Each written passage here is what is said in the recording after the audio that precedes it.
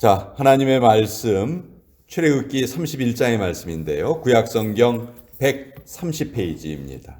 구약성경 130페이지 출애굽기 31장 1절에서 11절까지의 말씀을 우리 같이 보도록 하겠습니다.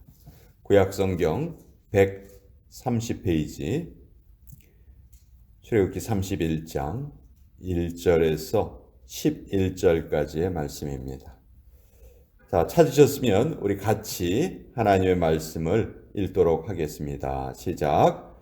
여호와께서 모세에게 말씀하여 이르시되 내가 유다 지파 훌의 손자요 우리의 아들인 부살레를 지명하여 부르고 하나님의 영을 그에게 충만하게 하여 지혜와 총명과 지식과 여러 가지 재주로 정교한 일을 연구하여 금과 은과 노수로 만들게 하며 보석을 깎아 물리며 여러 가지 기술로 나무를 새겨 만들게 하리라.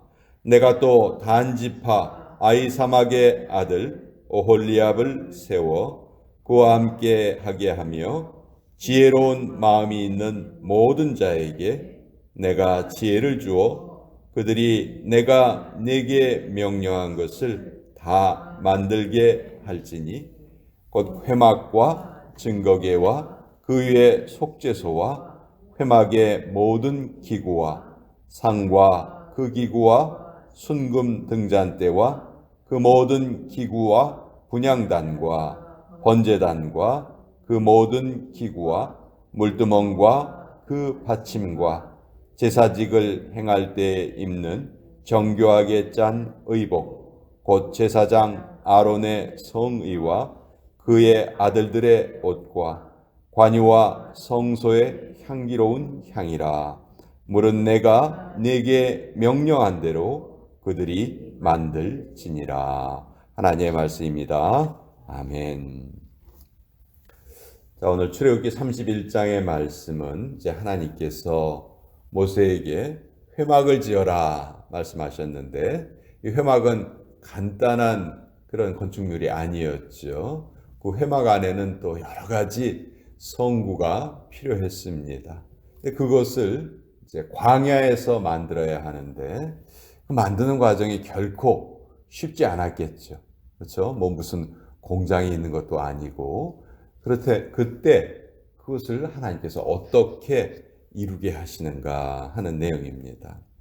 하나님께서 모세에게 말씀하시기를 내가 두 사람을 택하겠다 이렇게 말씀하셨죠. 첫째는 부살렐이라는 사람을 내가 지명하여 불렀다. 그리고 그에게 하나님의 영을 충만하게 부어주겠다. 그래서 그가 뭐 하나님의 영으로 감동되어서 그 많은 성구와 또 성막에 필요한 모든 것을 만들게 하겠다. 그렇게 말씀하셨어요. 그뿐 아니라 또 6절에 보면 아히사막의 아들 오홀리압도 내가 세우겠다. 한 사람이 아니고 두 사람을 세워서 두 사람이 합력하여서 이 일을 하게 하겠고 또 그 두 사람뿐만이 아니죠. 지혜로운 마음이 있는 모든 자에게 내가 지혜를 주겠다 이렇게 말씀하셨어요. 그래서 그들이 합해서 연합하여서 하나님의 명령을 이룰 수 있게 하시겠다. 부살렐이라는 사람이 아주 뛰어난 사람이었던 것 같아요. 그럼에도 불구하고 그에게 모든 일을 다 맡기지 않으십니다. 하나님의 일은 결코 혼자 이루는 것이 아니죠. 합력해야만 이룰 수가 있습니다. 뭐 우리가 그렇게 위대하게 생각하는 바울도 사실 혼자 힘으로 그런 것을 이룬 것은 아니에요. 바나바라는 동역자가 있었기 때문에 바울이 하나님의 일을 할 수 있었고요. 또 브리스길라, 아굴라 부부, 또 실라, 또 누가 뭐 바울을 돕는 사람들이 너무너무 많이 있었죠. 그들이 다 연합하여서 함께 일했던 것입니다. 그래서 하나님의 나라는 결코 혼자 이루어가는 나라가 아니다. 특별히 미국에 사는 우리들 어떻게 보면 개인주의에 너무 빠져 있어요. 우리가 살던 한국과 미국은 참 달라요. 그렇죠? 우리 한국에서 살 때에는 한국도 지금은 좀 변했다고 하지만 그래도 나 개인보다는 단체가, 집단이, 가족이 우선이었죠. 개인은 조금 뒤로 밀려 있었어요. 근데 그런 사회에서 살다가 미국에 와 보니까 여기는 완전히 개인이 제일 우선이죠. 개인주의가 발달돼 있어요. 뭐 이것이 더 좋다 나쁘다 그런 의미는 아니지만 개인주의의 잘못된 것에 빠지면은 우리가 연합하는 것, 합력하는 것 이것의 중요성을 잊기가 쉽습니다. 교회도 마찬가지죠. 목회자는 성도들의 영적인 성장을 담당을 하고 장로들은 성도들의 형편을 돌아보고 또 위로하고 또 집사님들은 교회에도 여러 가지 실질적인 일들을 감당을 하고 이것이 다 한꺼번에 이루어지잖아요. 그것이 교회의 모습이죠. 하나님께서는 이 성막을 만들 때 이런 모양을 계시를 해 주셨어요. 그래서 우리 31장에서 우리가 얻을 수 있는 교훈이 몇 가지가 있는데 첫째는 하나님께서 하나님의 일을 위해서 직접 일꾼을 택하신다는 거죠. 하나님께서 어떤 목적을 가지고 일하실 때에는 그 누구에게도 의견을 묻지 않으세요. 그 사람에게 너 이거 좀 할래? 이렇게 물어보지 않으세요. 우주 만물을 만드실 때에도 하나님께서는 그 누구하고도 의논하지 않으셨죠. 예수님을 이 땅에 보내실 때 하나님께서 누구하고도 의논하지 않으셨어요. 사도 바울을 택하실 때에도 그의 의견을 묻지 않으셨습니다. 하나님이 정하시고 하나님이 택하셨다. 그래서 하나님의 선택과 하나님의 부르심을 받은 사람들이 해야 할 반응은 딱 한 가지밖에 없습니다. 순종이죠. 근데 우리는 그 순종이 앞서기보다는 먼저 하나님과 딜을 하려고 하고 핑계가 앞서고 이런 경우가 많은데 그것은 바른 모습이 아니라는 것이죠. 출애굽기 31장에서 부살렐과 오홀리압을 선택하신 하나님께서 오늘날에도 일꾼들을 부르시고 선택하십니다. 그리고 우리는 그 부르심에 영적으로 예민하게 응답해야 한다. 겸허하게 우리 순종해야 한다. 하나님은 일꾼들을 부르실 뿐만이 아니고 그 일꾼들에게도 능력을 덧입혀 주십니다. 3절에 보시면 하나님의 영을 그에게 충만하게 하여 지혜와 총명과 지식과 여러 가지 재주를 그에게 허락하셨습니다. 그러니까 원래 뛰어난 사람이지만 그 세상적인 뛰어남으로는 하나님의 일을 감당할 수가 없지요. 그래서 하나님께서는 그 사람이 가진 재주를 쓰시는 것이 아니고 그에게 하나님의 영을 부어주십니다. 그리고 하나님의 지혜를 부어주시고 하나님의 총명과 지식을 더하시죠. 그래서 그가 그 일을 잘 감당할 수 있도록 하신다. 또 한 사람뿐만이 아니고 다른 사람을 또 함께 세우신다 하는 거죠. 자, 그래서 이제 이 광야에서 성막이 지어지고 또 성막에 필요한 모든 것이 다 하나씩 하나씩 만들어집니다.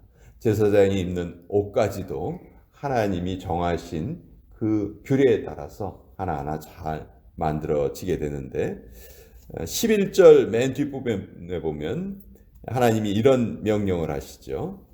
내가 네게 명령한 대로 그들이 만들지니라.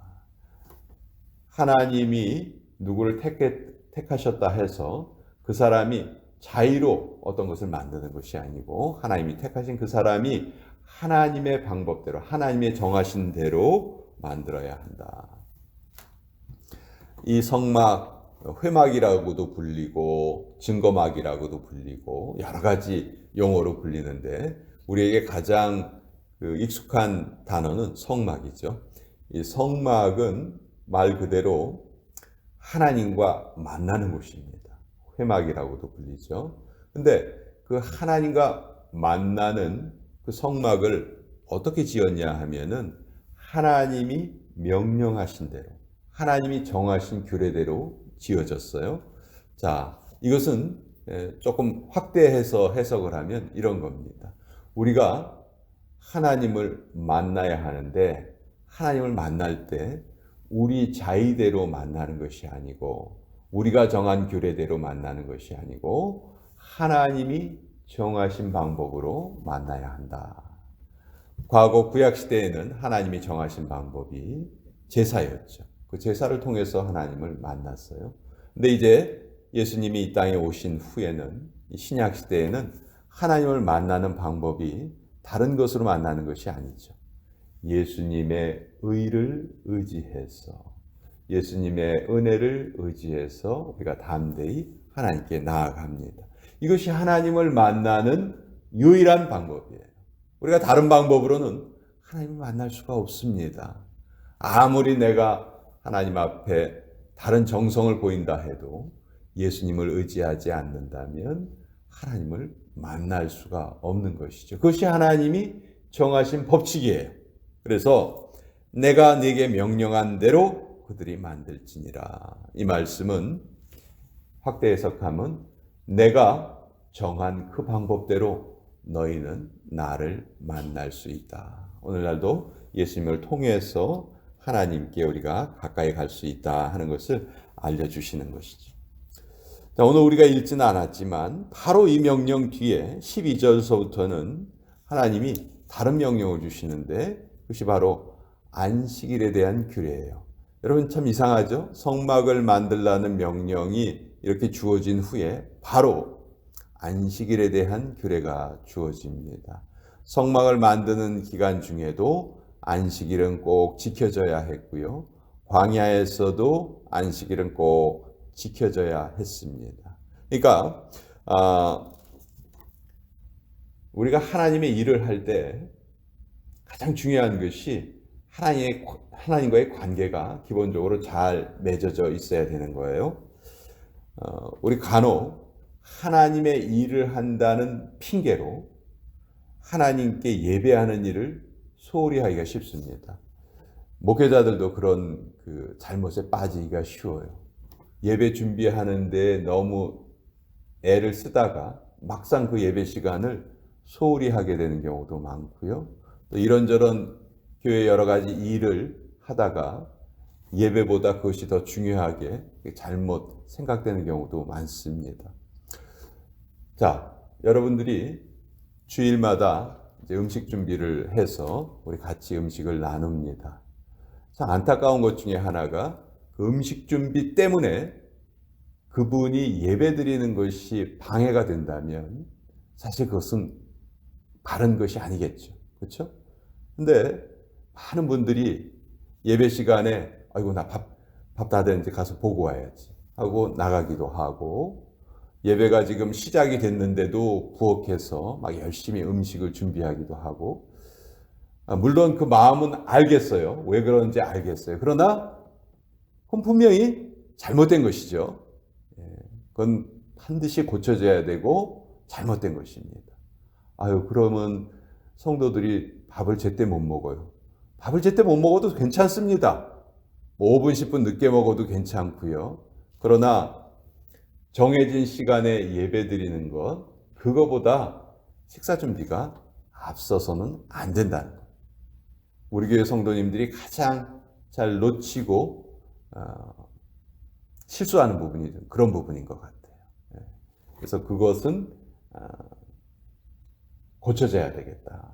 또 예배 시간 전에 잡담을 하고 다른 사람들이 조용히 기도하는 것을 방해하는 행위, 이것도 꼭 고쳐져야 됩니다. 십몇 년째 제가 시도하고 있는데 아직도 제대로 안 돼요. 이런 것들이 결코 하나님과 예배하는 것보다 하나님께 예배하는 것보다 앞서서는 안 된다 하는 것을 다시 한번 좀 말씀드리고 싶고요. 그래서 오늘 출애굽기 31장을 통해서 우리가 알 수 있는 것은 하나님은 반드시 하나님의 일을 위해서 하나님의 사람을 선택하신다. 선택하실 뿐만이 아니고 그 그에게 능력을 더해 주신다. 그리고 능력을 더해 준 사람이 혼자 일하는 것이 아니고 그 사람이 또 다른 사람들과 연합해서 일해야 한다. 그리고 그 일보다 그 일이 중요하다고 해서 하나님과 관계를 맺는, 하나님께 예배드리는 일이 결코 소홀함에 있어서는 안 되겠다. 그 일보다도 더 중요한 것은 하나님과 만남을 갖는 일이고 하나님께 예배드리는 일이 가장 중요하다. 그러니까 우리 삶의 모든 첫 번째 첫 시작이 하나님과 관계를 맺는 것, 하나님께 예배를 드리는 것, 이것이 우리의 우선순위가 되어서 우리의 삶이 하나하나 만들어지고 세워져야 한다. 이것이 우리 성도의 삶의 원칙이죠. 예배가 내가 이 세상에서 살아가는 그 여러 가지 활동 중에서 하나가 아니고 그러면은 그는 바른 예배라고 할 수 없죠. 가장 중요한 첫 번째 것이 예배가 되고 그리고 나머지 것들이 거기에 하나하나 더해지는 삶의 모습. 이것이 가장 바람직한 삶의 모습이고 또 하나님께서 우리에게 원하시는 삶의 모습이다. 그것을 또 오늘 같이 이 말씀을 통해서 나누어 보았습니다.